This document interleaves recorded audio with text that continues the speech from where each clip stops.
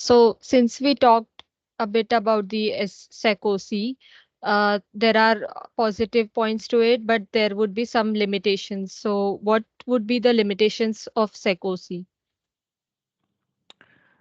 Good question. So one of the biggest limitation that I would see, as the mesh mentioned, is the message itself is not encrypted. That means if you are sending a sensitive information, of course the message is authenticated and validity is checked, but the message itself, the content of the message itself is known.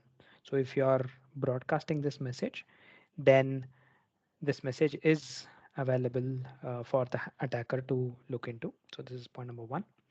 Point number two, what SecOC cannot prevent is, as we mentioned about the message, that message authenticate, or rather the content of the message itself, uh, denial of service attack is something that cannot be prevented by SecOC. Now, what exactly is this denial of service attack? So let's say we are trying to replay the messages. So replay attack is protected by SecOC. But what happens is if you are flooding the bus with a lot of messages, the receiver doesn't have any other mechanism other than to accept these messages, keep discarding these messages, but you are flooding it.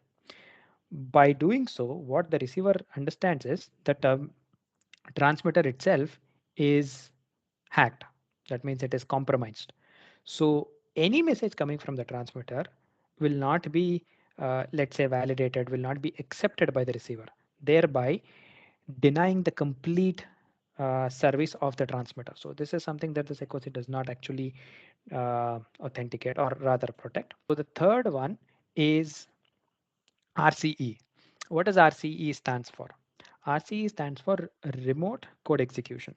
So let's say there is a way where an attacker puts in a remote code onto the memory device, right? And start executing it. SecOC will not be able to detect or prevent the remote code execution. So this is something that SecOC cannot prevent. So these are some of the limitations that the SecOC has